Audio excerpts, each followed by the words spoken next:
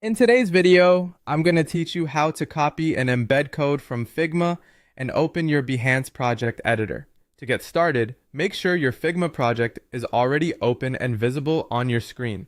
We're going to begin inside Figma, and the goal here is to access the share options so you can copy the project's embed code.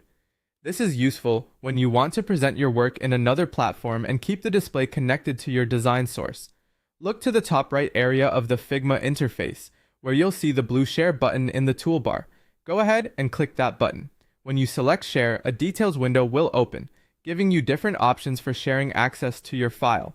This is the area where Figma lets you control how others can view or interact with the project, and it also provides options specifically for embedding. Inside that Share dialog, find the option labeled Copy Embed Code. Once you see it, click it.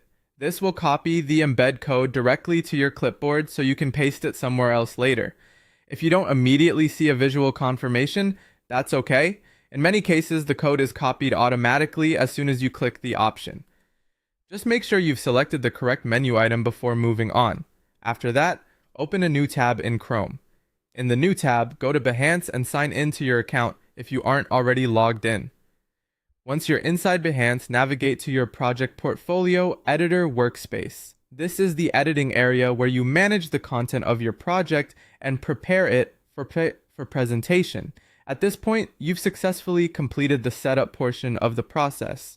You've copied the embed code from Figma, and you've opened the right place in Behance, so you're ready for the next stage of editing or inserting content.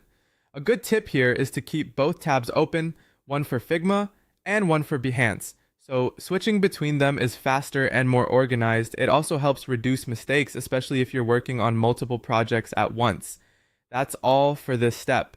If you follow along carefully, you should now have your embed code copied and your Behance project editor open, ready for whatever comes next.